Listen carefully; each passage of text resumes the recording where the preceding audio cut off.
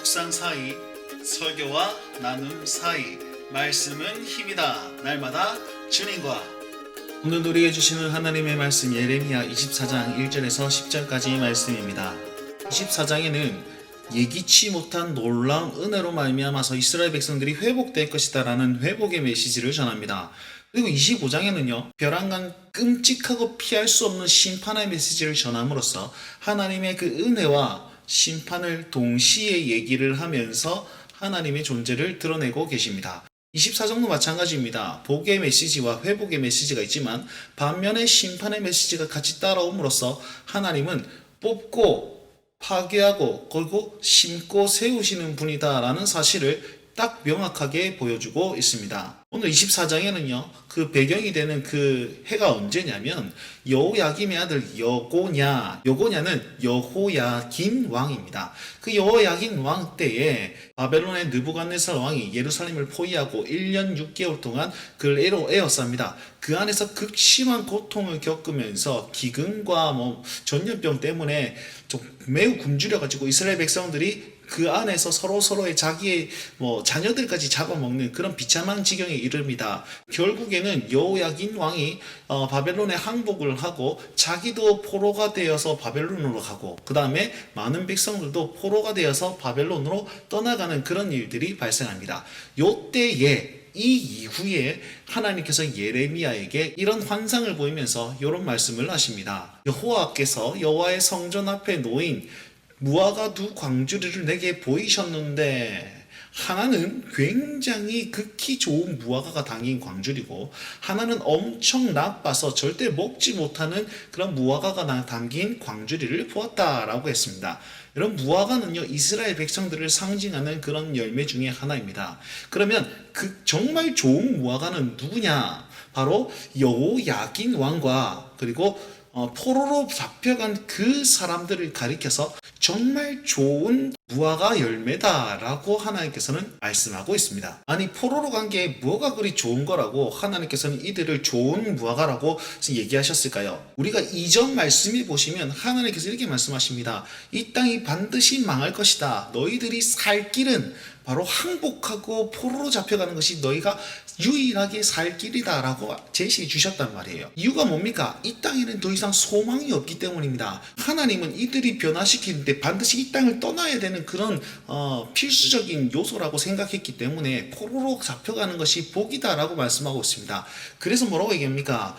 유다 포로로 이 좋은 무화과 나무같이 내가 잘 돌볼 것이고 또한 다시 이 땅으로 인도하여서 세우고 심고 내가 여호와인 줄 아는 마음을 그들에게 주어서 그들을 전심으로 내게 돌아오게 하리라 이리 말씀하신단 말이에요. 그럼 극악한 나쁜 무화과 나무는 무엇입니까? 바로 시드기야 왕입니다. 여호야긴 왕이 포로로 잡혀가게 되죠. 그 뒤를 이어서 여호야긴의 삼촌인 시드기야가 이 유다의 왕이 됩니다. 그럼 이 시드기야가 한 것은 무엇입니까? 바벨론을 등지고 애굽을 향하는 정책을 펼쳤고 여전히 그 타락한 성전을 유지하면서 이 성전이 있기에 하나님은 우리와 함께하고 있다라는 그런 거짓 메시지를 그대로 받고 그 땅을 여전히 지켰던 사람입니다.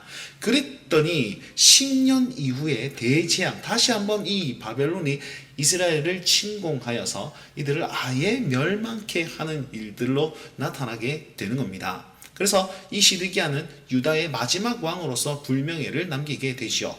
그 사람들을 가리켜서 하나님은 무엇이라고 얘기했느냐? 바로 먹지 못하는 나쁜 무화과 열매다라고 얘기를 하고 있습니다. 그러니까 시드기야와 그 고관들과 애굽 땅의 남은 자들은 나빠서 먹을 수가 없기 때문에 여호와께서 버리고 흩고 환난을 당하고 부끄러움을 당하고 말거리가 되게 하면서 조롱과 저주를 받게 할 것이고 또한 칼과 기근과 전염병, 이거는 언약적 저주입니다. 그것으로 말미암아서 그 조상들에게 준 땅이 멸절하기까지 이르게 할 것이다. 이렇게 심판을 얘기를 하고 계십니다. 자, 그렇다면 이 기준은 무엇입니까? 바로 하나님의 언약이라는 것입니다. 자, 오늘 말씀은 우리에게 또 어떤 메시지를 줍니까? 여러분, 우리가 서 있는 곳이 희망의 땅인지 아니면 죄악의 땅인지 잘 분간하셔야 됩니다. 하나님은요 이스라엘 백성들을 버렸습니다. 이유는 뭡니까? 그 약속의 땅이 이제는 저주의 땅이 될 것이고 언약을 버린 땅이 되었습니다. 그러니까 그 안에서는 소망이 없음을 하나님께서는 보았습니다. 이 땅을 살리려고 얼마나 애를 많이 썼습니까? 예레미야를 통해서 그렇게 하지 말라 회개하라 말했는데 안 됐기 때문에 여기에서는 소망이 없기 때문에 이렇게 내어보내서 하나님을 제대로 만나게 하기 위함입니다. 하나님은 이스라엘 백성들을 심판하신 이유는 자기 자신을 제대로 알게끔 하기 위해서라는 겁니다. 하나님의 제1의 목적은 무엇이냐면 관계였습니다. 관계. 우리 삶의 자리가 하나님과 온전한 관계를 맺을 수 있는 자리입니까? 없는 자리입니까? 그것부터 판단합시다. 그리고 만약에 이 자리가 죄악의 자리이며 하나님을 만날 수 없는 자리라면 내가 손해보는 자리일지라도 내가 좀 더 낮아지는 자리고 내가 망하는 자리일지라도 그 자리를 찾아가셔야 됩니다. 하나님께서 원하는 길이기 때문입니다. 여기를 고집한다면 나쁜 무화과 열매처럼 망하는 길이란 말이죠. 보십시오. 그 자리를 떠난 자들을 통해서 하나님은 어떻게 합니까? 관계를 회복하시고 그 관계를 회복한 자로 말미암아서 이 땅도 다시 한번 회복시키시는 그분이 바로 우리 하나님이십니다. 우리 인생에 이 관계를 최우선적으로 하시며 나아가십시오. 하나님과의 관계를 회복된 자들은 그들은 내 백성이 되겠고 나는 그들의 하나님이 되리라. 이겁니다. 언약적 관계. 오늘 우리의 하루의 삶이 죄악된 땅에서 벗어나서 힘들지만 하나님을 만나는 자리에서 하나님과의 관계를 회복하고 다시 한번 이 땅에 돌아와 이 땅을 회복시킬 수 있는 그런 예배자, 그런 하나님의 사람 될 수 있도록 우리 삶을 점검하며 살아가십시다. 오늘도 언약의 자손으로 사실 수 있길 간절히 바랍니다. 오늘도 주와 함께 동행하십시오. 날마다 주님과